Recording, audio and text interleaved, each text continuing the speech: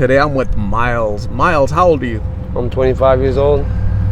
Myles, how long have you been out here in the streets, lost in Phoenix? For about 5 years now. And how long have you been using blues? I've been using blues for around the same time, like since I was 20 years old, and I'm 25 now, so about 5 years. How were you introduced to blues back then, 5 years ago? Well, sports really made me like opiates, because I used to do real oxycodone pills, and then I moved on to something stronger, that someone introduced to me, and kind of like the first time I did it, like kind of felt like it fit for me, because the emotional pain I was going through emotionally, and just physical pain I was going through too. I just felt kind of like it's why I got addicted to them, because they really were a pain reliever for me. So you were doing real pills, the real ones, back 5 years ago. What was the price of one pill back then? $20. How much are you paying for one pill today? About like 50 cents to $1. Is that good or bad? That's actually bad, because the cheaper it is, the easier it is to get. So I feel like if you have an addiction towards it, then it's just really bad, because it's easy to get, and you can get a lot for just $20. Back in the day, it was $20 for one. Now you can get $20 for, 20 of them for $20 now, and that's just bad for people that are addicts. Because it's going to be hard to get off, because they're so easily attainable. There's so many of them, right? Yes, it's honestly one of the biggest battles I'm facing in life right now are blues, because I have like an addictive personality. So basically, for me, it's been so hard. I've tried rehab, I've tried, programs, and they all just weren't right for me to kind of help me stop. I relapsed every time, and I'm still trying to explore ways to get off of this, because it's not right for me. I've noticed in my time in life that it's kind of hard for me to get away from it, and I'm losing friends, family, I'm losing my life, and it really sucks, and I'm trying to figure out how to get off of it. So this is another reason why I'm explaining this, because it's hard, it's really hard. Speaking of family, does your family know that you're out here? Your mom, siblings? Yes, all my family members know I'm out here and that I do blues, so which makes it harder, because they know what I'm doing out here, and it hurts them as much as it hurts me seeing them hurt for me. I can't be around them, because I don't want them to see me go through that. The majority of people I interview, about 9 out of 10, say the same thing. I purposely stay away from my family, because I don't want to bring my problems, my addiction, to them. I don't want to burden them with my addiction. It sounds like that's the case for you, right? You stay away from your family? Yes, I stay away from them because of blues, actually. In fact, only reason why I do, because I can't see them go through withdrawals. Like, can't see them see me go through withdrawals, actually. And because it just hurts to see a family member go through that, and you can't do nothing about it, to stop it. So that's the reason why I stay away from them, because I don't want to be a burden on their worries, and they worry about me a lot, because they do love me, and I love them, so it's hard. Do you miss them? So much. Every day. Every day. I miss them. If you weren't battling this addiction, what would your life look like right now?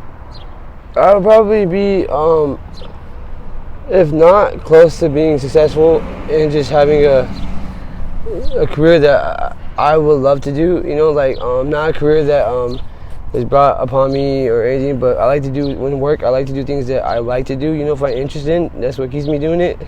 Like, I used to work at a restaurant because I liked cooking, I really liked cooking, so I just stayed at a restaurant, because I could have went to other things like retail, or even run my family members' landscaping business, but I chose restaurant because I like cooking, and music is a big thing for me, so that's why when I say career and something that I love to do is music, and I could have really made it big in music. People have told me, and everyone I've known has told me, strangers have told me, I told myself eventually, and that's why it hurts that to think that I could have went down a path of music and something I would love to do, but I went a different path because of blues and mostly blues too. That's nothing ever in my life has been like more crashed in my life than when I started doing blues. And blues is a big battle out here for everybody, I think, that's addicted. And if you get addicted to blues, then prayers go out to you, because I'm telling you, it's the hardest battle I feel like it is for drug addicts and people on the streets that are homeless. It's even harder to get jobs and places because you find yourself being dependent on it, and it's hard. It's really hard. You mentioned music. As a musician, playing an instrument or singing or what? Singing, actually. I actually rap, but I've gotten more into singing lately because I explored my if I had to choose an instrument, it's the microphone, because I like my voice on the microphone, you know what I'm saying? And to the point where I explored it other than just rap, but started singing because I found out I can sing, so I really like it. And it sucks because I don't even think about it when I'm on blues or looking for searching for blues or whatever. I don't even think about anything but that, and that's why it's been hard for me, because I recently just got out of jail, and it's because of blues, you know what I'm saying? And like, blues is just ruining my life, and I'm trying to find a way out, man. Like, it's because it's so hard. And like I said, I'm 25 years old, and I still have a lot of time in my life, but I feel like I won't have a lot of time in my life if I stick to these pills, because it's a dream killer. It's a life killer, and it's just a buzz kill all in general. Bad for business. You're very self-aware. You know where you're at in life. You know what you need to do to get out of this situation. And where a lot of people will tell me,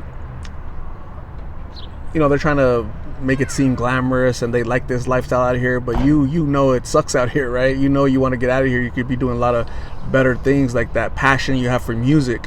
It hasn't gone away. It's still there. It's dormant. It's waiting for you to come back, right? Exactly. Sober and clean, so you can discover that passion and do it as a hobby, as a career, whatever you want to do, right? Rediscover your voice, right? But you mentioned you've gone to treatment centers.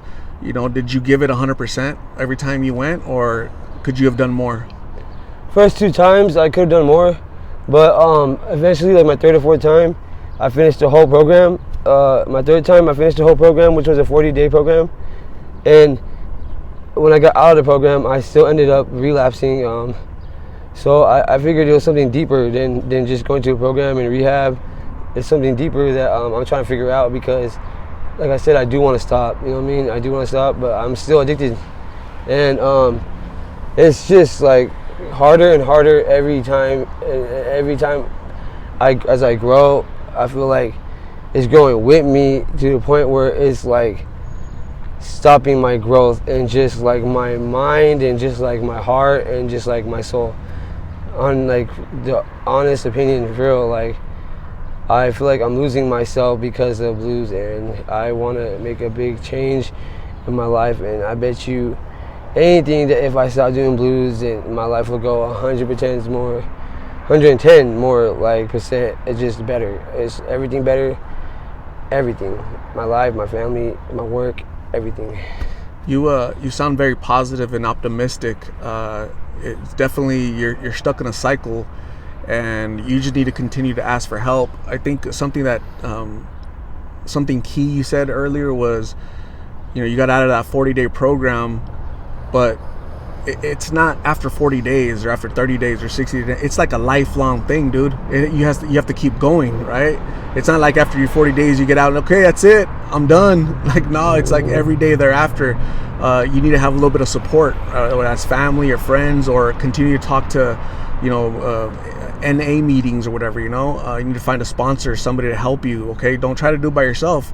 You haven't been able to do it by yourself so far. So let this year be the year that you shake this addiction and start your new chapter in life all over. Okay, so don't give up on yourself. My last question to you, Myles, is, what advice would you give young people that are at home? They're thinking about trying these. Somebody's offering them the pills to them. What should they say? Well, I would honestly say, first thing is that if you are offered this, drugs, which is blues, fentanyl, in any way, type of form, just run very fast, because this is not something you want to have in your life if you love your family and if you want an actual life, because you won't have an actual life with these blues in your life.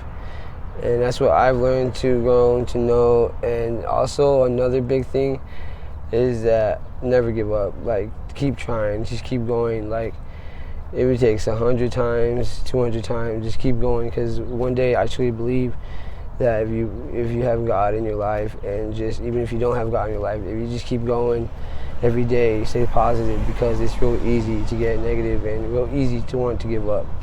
And that's what I'm going through. So my biggest advice to it is never give up, and always just try to stay strong. Myles, never give up yourself, okay? Keep going, stay strong. I believe in you, have faith in you. I'm giving my card with my number on it, so you can call me if you ever need a ride to treatment or somebody to talk to, okay? So make your family proud. They miss you, you miss them.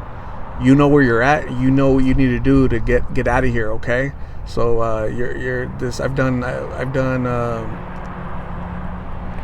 hundreds and hundreds of interviews of different people, and you're one of the most self-aware interviews I've ever done, okay? So you're almost there. You know, you're really close compared to a lot of other people. Okay, you're a lot closer than you think. Okay, so have confidence in yourself, and believe in yourself, and you'll get out of here, okay? So thank you very much. Stay safe. God bless, and we'll talk soon, okay? All right, thank you very much. I appreciate it.